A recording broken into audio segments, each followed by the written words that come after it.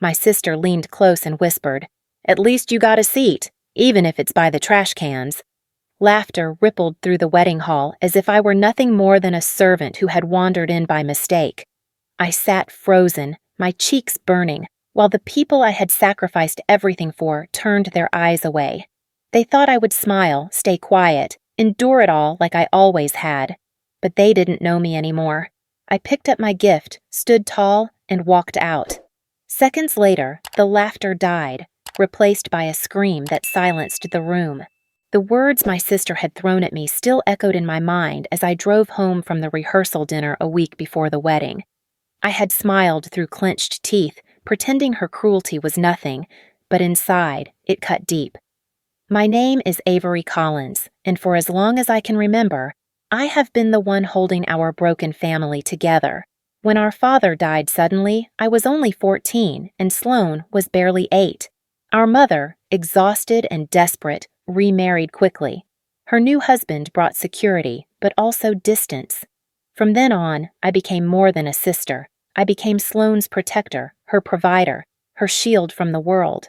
While other girls my age were dreaming about college parties or chasing after boys, I was working double shifts to make sure Sloane's school fees were paid on time. I gave up a scholarship at a state university to stay closer to home, picking up bookkeeping jobs and later becoming an accountant just to keep money flowing steadily. Every milestone of hers came at the cost of something of mine. When she wanted a prom dress we couldn't afford, I took on another weekend job. When she applied to an out-of-state university, I signed the checks without blinking, knowing it meant I'd never move forward with my own dreams. But sacrifice becomes invisible over time. People stop seeing it as kindness and start treating it as duty. By the time Sloane graduated, she barely remembered the nights I stayed up, eyes stinging, crunching numbers to make sure her tuition was covered. She only remembered that she got what she wanted when she wanted it.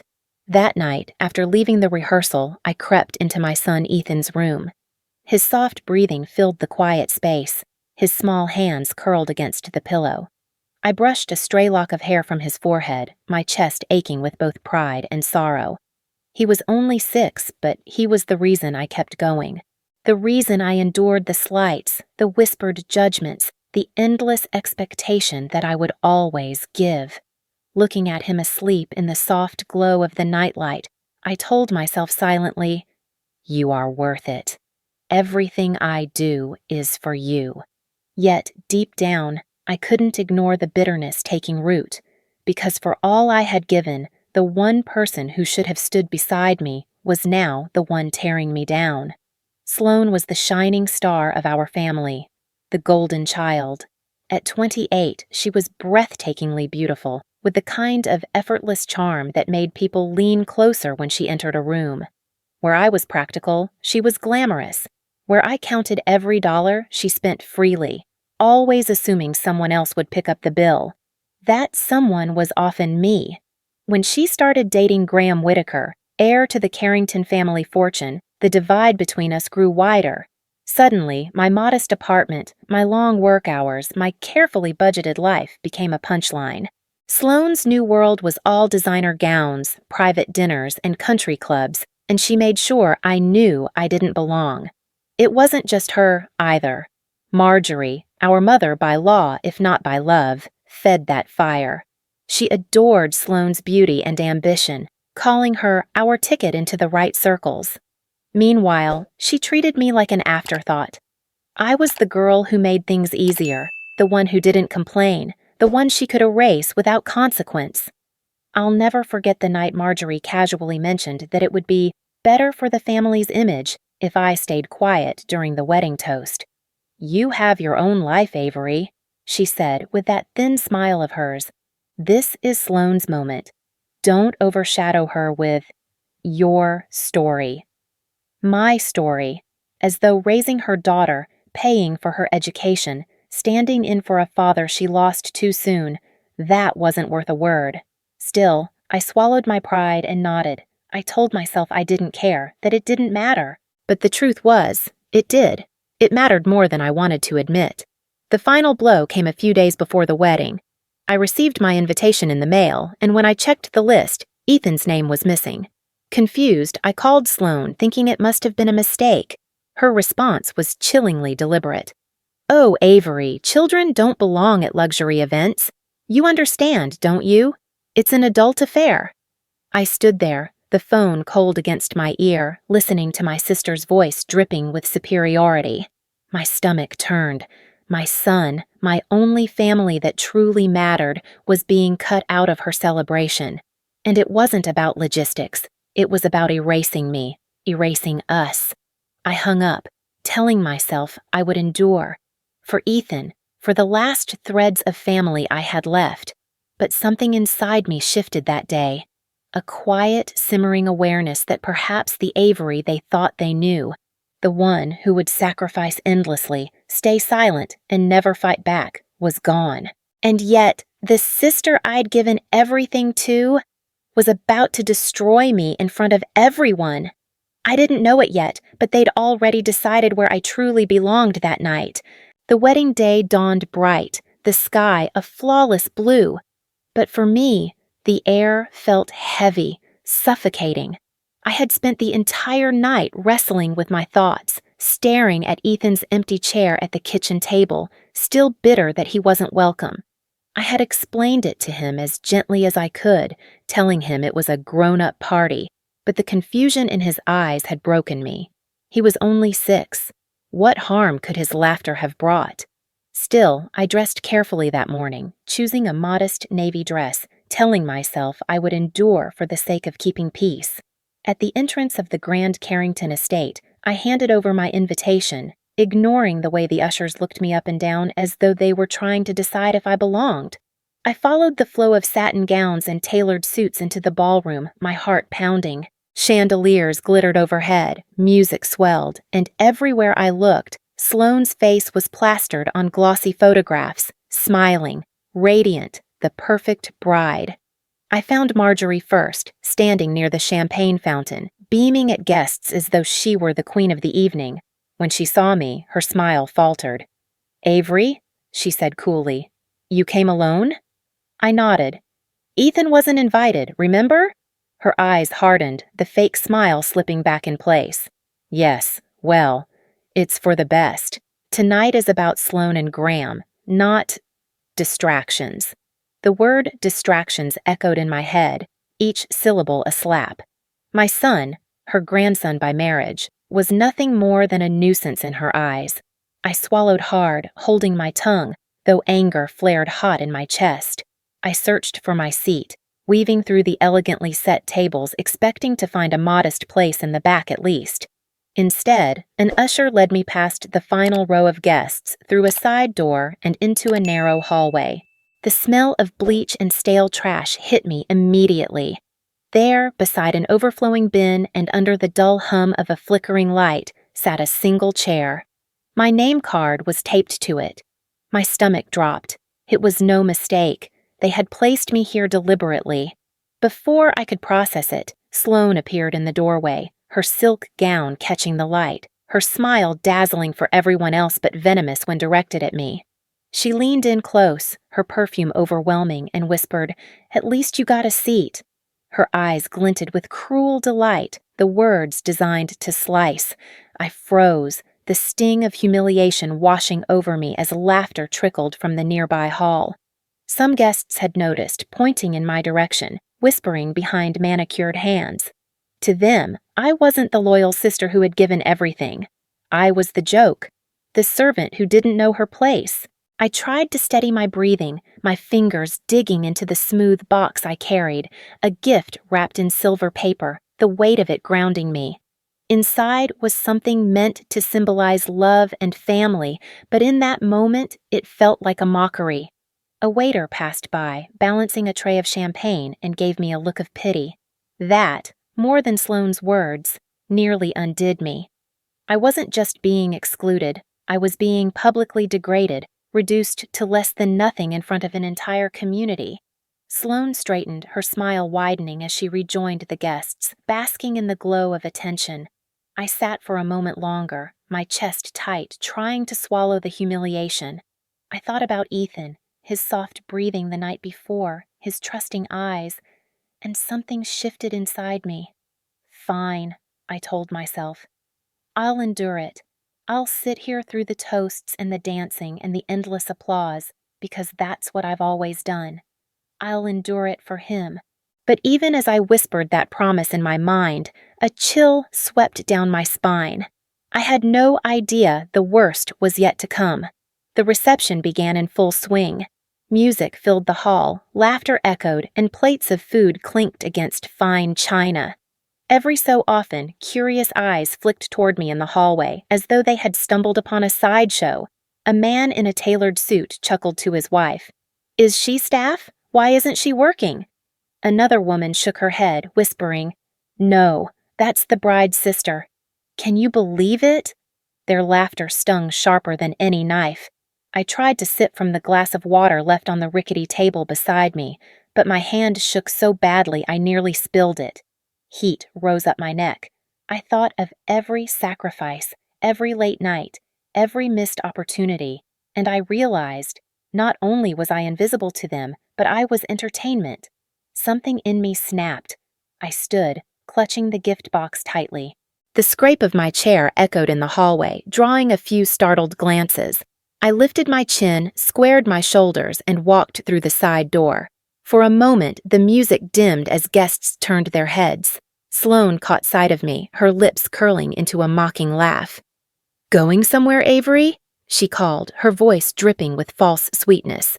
A ripple of laughter followed, like hyenas circling a wounded animal. I didn't answer. I simply walked past the tables, past the stares and the whispers, past the people who had once been family. With every step, my humiliation hardened into resolve. At the edge of the ballroom, I paused only long enough to glance back. Sloane was laughing again, triumphant, as though she had won. I gripped the gift tighter and pushed open the door, the night air rushing against my face. When I walked out, Sloane laughed, but moments later, her laughter turned into a scream. The night air was crisp against my skin as I stepped outside, clutching the silver gift box like it was the last piece of armor I had left. My heart pounded, equal parts humiliation and fury, the echo of Sloane's laughter still buzzing in my ears. I wanted to keep walking, to leave the Carrington estate behind me forever, but a familiar voice stopped me. "Avery?" I froze. Turning, I saw him, Julian Mercer. Older now, with threads of silver in his dark hair, but unmistakable. Once, he had been a struggling entrepreneur, barely keeping his dream alive. Now, he was a man who carried himself with quiet authority, his tailored suit fitting as if it had been made for power itself. "Julian?" I whispered, almost disbelieving. He gave me a smile, warm but tinged with something sharper. Recognition, perhaps even pride. "It really is you. I was hoping we'd run into each other tonight." Before I could answer, the heavy wooden doors behind me swung open, spilling laughter and chatter into the night.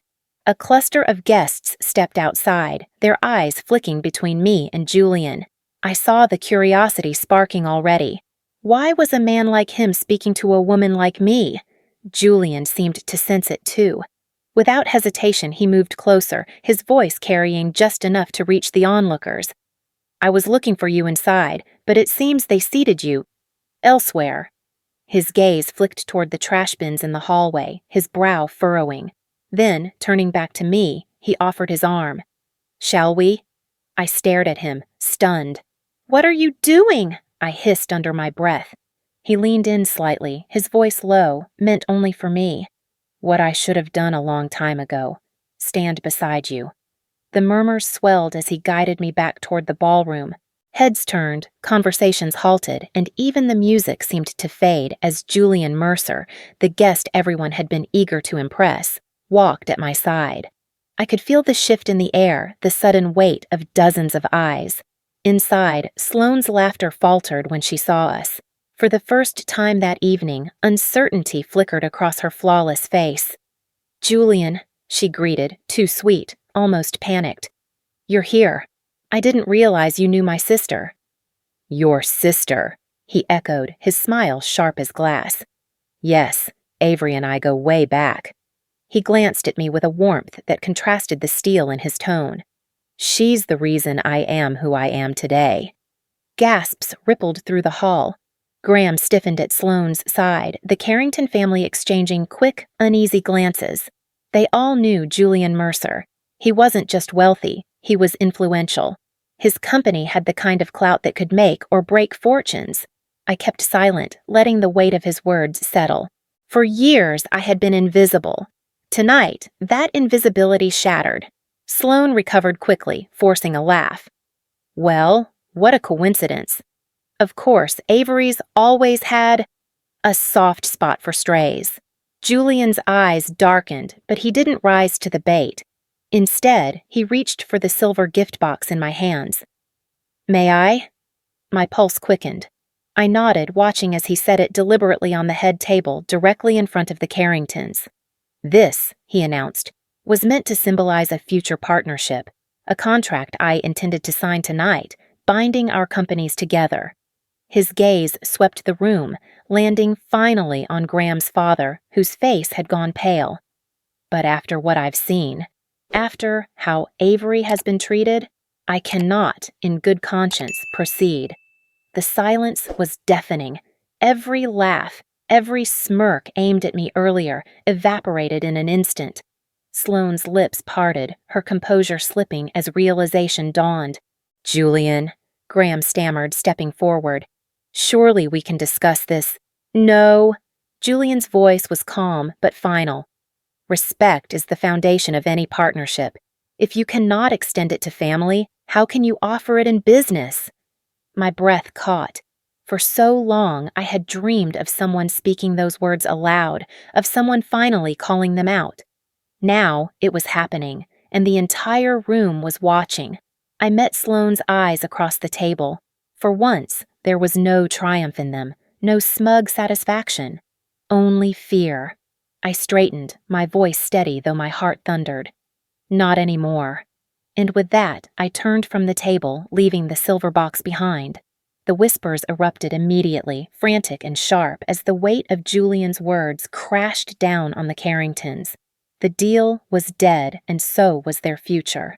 The ballroom remained hushed even after I walked away from the head table, Julian at my side. The Carrington name had always carried weight, but in that moment it seemed fragile, paper-thin, collapsing under the pressure of one man's refusal.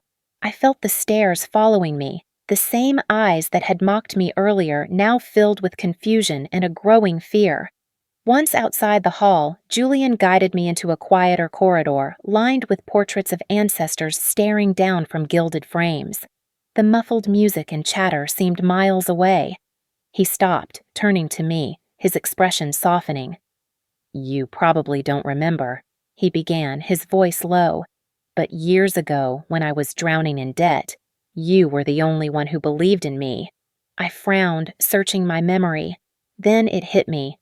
A coffee shop, years back. Julian had been a nervous young man clutching a folder of failed pitches, his eyes dim with exhaustion. I had been his accountant for a short time, helping him sort out messy ledgers. He'd confessed his dream of launching a tech startup, how banks had turned him away.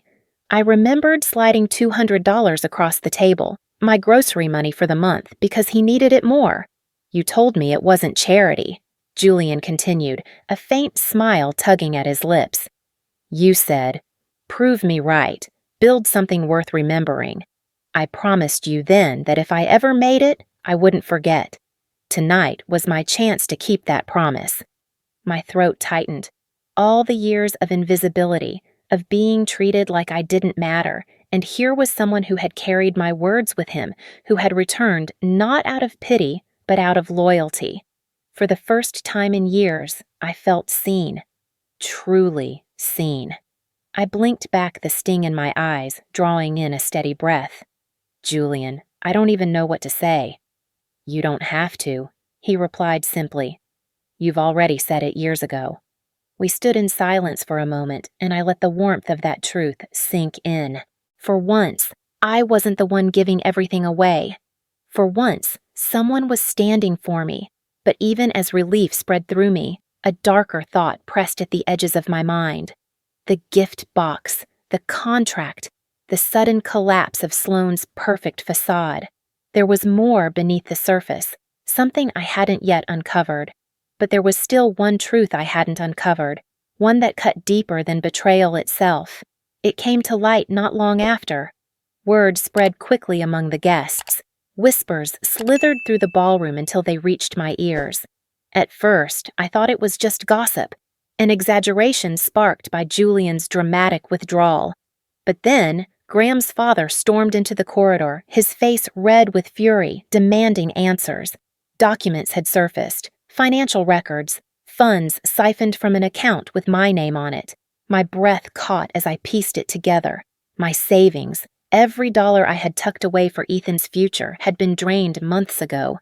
Quietly, cleverly, by the two people I trusted least, Marjorie and Sloane.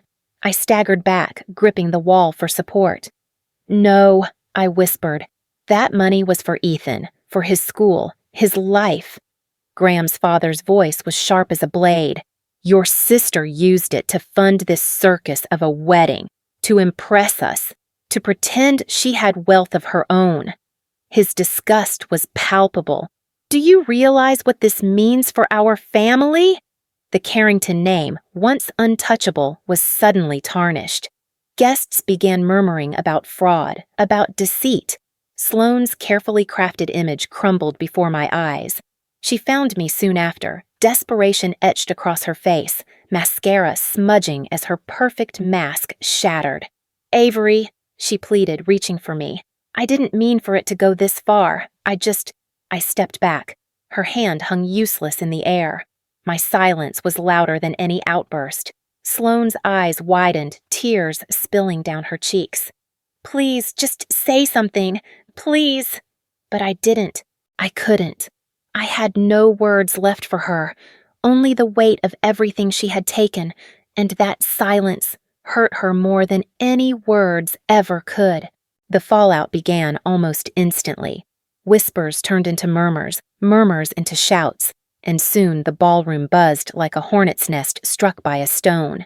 The Carrington family, once untouchable in this city, suddenly found themselves exposed beneath the harsh glow of scrutiny. I watched from the shadows as Graham Carrington pulled Sloane aside, his face twisted with fury. Guests didn't even bother pretending not to stare. Their hushed tones carried across the polished floor. Words like fraud, disgrace, and theft filled the air, wrapping around Sloane like chains. "I can't believe you!" Graham hissed loud enough for those nearby to hear. "You told me you had money, that this wedding was yours. And all along, you were stealing from your own sister?" Sloane's lips trembled. "Graham, please, it's not what you think." "It's exactly what I think," he snapped. He removed the gold band from his pocket, the one meant for the ceremony. "We're finished. This wedding, this engagement, everything. It's over." He dropped the ring into her palm like it was poison. The crowd gasped. Some covered their mouths. Others turned to their companions in shock, but no one stepped forward to comfort her. Sloane stood frozen, her perfect white gown now little more than a costume in a play gone wrong. Julian, standing at my side, leaned closer. "The Carringtons can't afford to be tied to a scandal. Graham won't risk it. Neither will his father." He was right. Within an hour, news of the broken engagement spread. By morning, the headlines would be brutal. Heiress-to-be exposed for fraud. Lavish wedding canceled. But the damage wasn't limited to love. The Carrington business empire had been teetering, and Julian's contract was meant to stabilize it. Without his backing, cracks widened into chasms. Within days, investors withdrew. Stocks plummeted. Rumors circulated that other partnerships were reconsidering their ties as well. The mighty Carringtons, who had once looked down on me as if I were nothing, now scrambled desperately to hold on to everything. And then came the video. Someone, perhaps one of the amused guests in the back, had recorded the moment I was led to my seat by the trash cans, my sister's cruel whisper captured clearly. "At least you got a seat?" The clip spread like wildfire across social media. Millions watched, their outrage boiling over in comments and shares. Strangers defended me, their voices rising in unison against the injustice. "This is disgusting. She sacrificed for her sister, and this is how she's treated? Justice for Avery." I never asked for it, but the tide turned swiftly in my favor. Where I had once been invisible, I was suddenly visible everywhere, my name trending, my story shared. Overnight, Sloane went from beloved bride to a symbol of greed and disgrace. The weight of public humiliation crushed her. She disappeared from the spotlight, avoiding cameras and reporters who camped outside the Carrington estate. Her fairy tale had unraveled, thread by thread, until nothing remained but shame. But the reckoning was not just hers. At home, Marjorie faced a storm of her own. My stepfather, long blinded by her polished charm, had finally seen the cracks. I heard later that their arguments shook the walls, his voice roaring through the halls as he demanded to know how she could have stolen from me, how she could have let Sloane destroy everything. She tried to defend herself, but her excuses crumbled. Within weeks, their marriage was splintered, each bitter fight pushing them further apart. And then came the relatives. Cousins, uncles, distant aunts who had once turned a blind eye to my sacrifices began calling. Some apologized in hushed tones, some in lengthy letters, each trying to rewrite their part in the story. "We didn't know," they said. "If we had understood, we would have stood by you." But I remembered their silence, their laughter at Sloane's parties, their absence in my struggles. Their apologies rang hollow, but I listened politely. It was strange, almost surreal to watch the power dynamics shift. For years, I had been the outcast. Now, people bent over backward to align themselves with me. It should have felt satisfying, but mostly it felt empty. Justice, yes, but justice wrapped in bitterness. The one who struggled most was Sloane. I was leaving work one evening when she appeared outside my apartment building, her once perfect hair tangled, her eyes red and swollen. She looked nothing like the glamorous bride who had strutted through the Carrington ballroom. She looked small, defeated. "Avery," she whispered, her voice breaking. "Please, just listen to me." I crossed my arms, holding her gaze. She stepped closer, desperate. "I made mistakes. I was jealous of you. Everyone thinks you're weak, but I knew better. I knew you were stronger than me, and I hated you for it. I thought if I could outshine you, I'd finally matter. Please, give me another chance." Her words might have moved me once, but not anymore. I thought of Ethan, of the nights I had gone without so she could have more. I thought of Julian, who had remembered a kindness when no one else did, and I thought of the chair by the trash cans, of her whisper that cut deeper than any knife. I shook my head slowly. No. That single word hung heavy in the air, more final than any scream. Sloane's face crumpled, her knees giving way as she collapsed onto the pavement, sobbing. But I didn't reach for her. I didn't offer comfort. I simply turned and walked inside, closing the door on years of sacrifice, betrayal, and pain. And that one word ended everything between us, forever. The weeks after Sloane's collapse outside my apartment unfolded like a slow exhale after years of holding my breath. For so long, I had lived in the shadow of her demands, of Marjorie's favoritism, of a family that expected me to give and give until there was nothing left. But now the balance had shifted. The silence that had once felt like suffocation began to feel like peace. I returned to work with a new steadiness, my steps lighter, my head higher. No one looked at me as they once did. My colleagues, who had often pitied me for juggling single motherhood and endless obligations, now saw someone different. It wasn't just Julian's public defense that had changed me.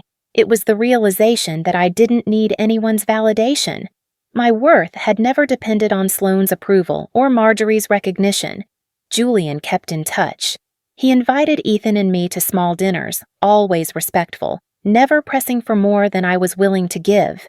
One evening, as we left a quiet restaurant, he walked beside me, hands in his pockets, his eyes soft in the glow of the streetlights.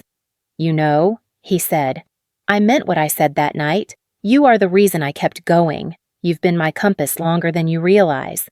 I felt warmth bloom in my chest, but I also felt caution. My life had been built on sacrifice, and I wasn't ready to step into something new without certainty. "Julian," I told him gently, "I'm grateful. But right now, my priority is Ethan. I need to make sure he feels secure. I need to prove to myself that I can stand on my own first. He nodded, no disappointment in his eyes, only understanding. Then I'll wait, as long as it takes. That patience, more than any grand gesture, touched me deeply. For once, a man was not demanding I give up something for him. Instead, he offered me space to breathe, to choose. At home, Ethan was thriving. Without the constant pull of family drama, our days felt lighter. We cooked dinners together, laughing over spilled sauce and burnt toast. On quiet nights, I sat beside him as he did his homework, marveling at the simple joy of watching him grow. One Saturday, as the sunlight streamed through the window, he looked up at me and grinned. "Mom, you're happy now." The truth of his words settled warmly in my heart. I realized he was right. Happiness didn't roar, it whispered in moments like these.